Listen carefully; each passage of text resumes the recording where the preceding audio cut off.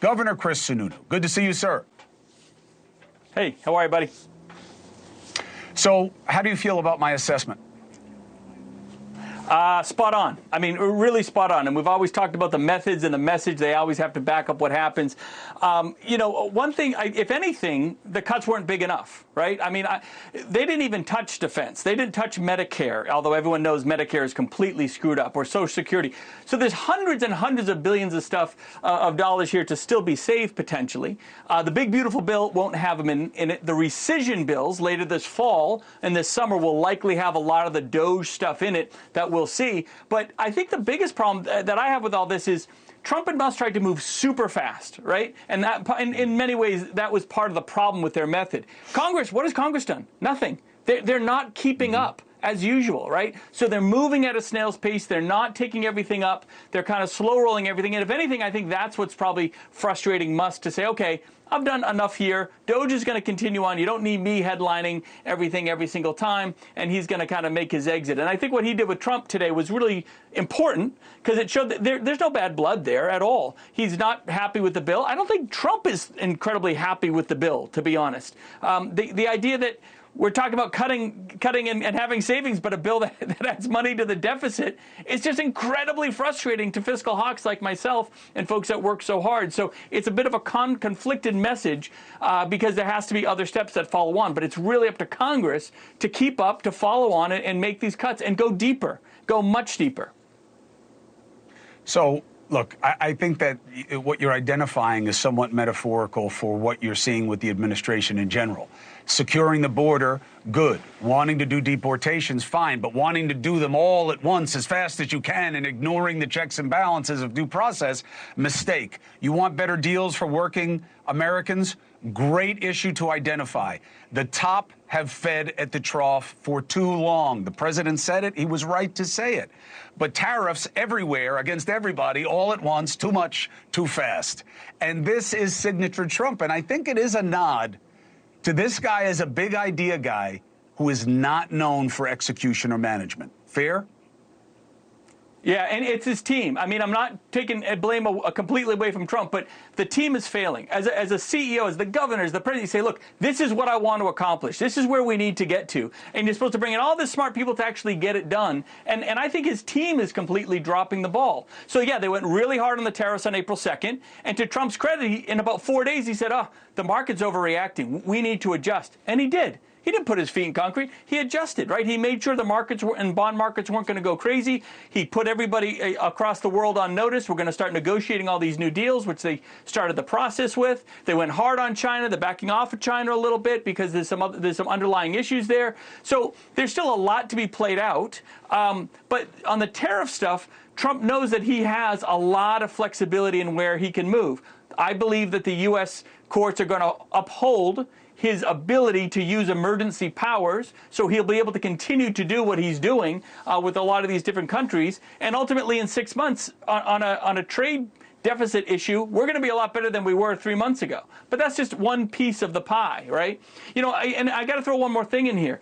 All the NGOs, these guys exposed nearly like over $100 billion that were handed out to non-government organizations in the last 6 months of the Biden administration for purely political purposes, right? So that can all be kind of reined in. All the empty hallways and the empty desks in Washington because everyone was remote, right? They exposed all of that. So whether you like Trump and what Musk has done or not, you got to say it's been a very healthy thing, I think. I mean, did you know USAID was putting millions of dollars to the Taliban for condoms and all this crazy stuff, get out the vote efforts in Somalia or whatever the heck it was? That's your money. It's not the government's money. It's your money. It's your viewers' money. And they should be kind of pissed off that stuff was going on. And, okay, it's being a little more exposed, and now Congress has to follow up and clean it up.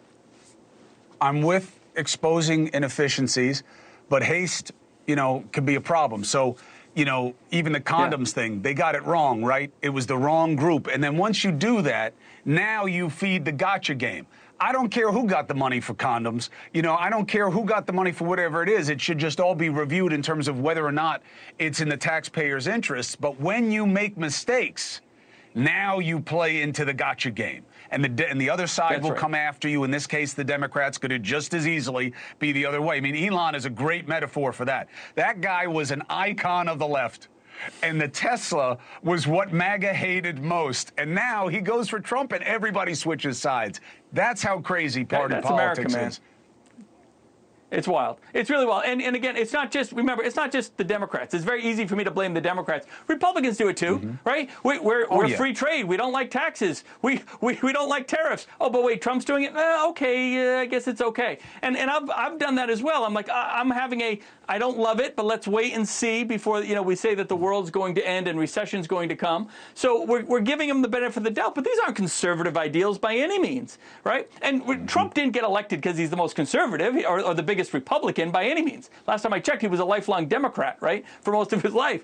Right? He got elected for kind of being the fighter and being the disruptor. So from a MAGA standpoint or a conservative standpoint, it's not the policies sometimes that we're championing. It's just the fighter in him and him willing to do things that other folks aren't. Yeah, he went hard, he went fast, and I think you hit it right on the head. The chainsaw moment was really the straw that broke the camel's back.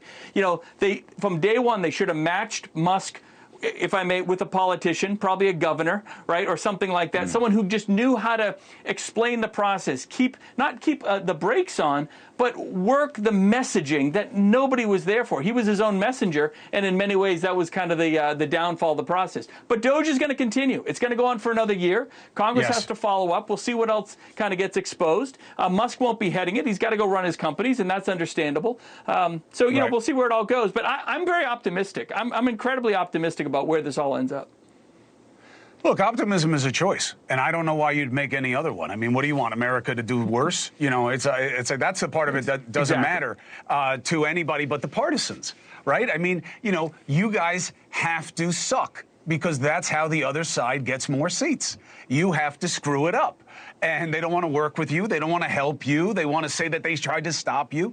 And that's why it's so hard to get any meaningful progress on things that reasonable Americans look at and say, why is it that way? I think DOGE, or whatever incarnation it is in any administration, should exist all 4 years. You just got to get 3-4 people from the private sector to look at it who are boring. That's right. Don't make them flamboyant so they draw attention from people like me, and just let it be about Congress approving the cuts or not. Governor, I always say the same thing.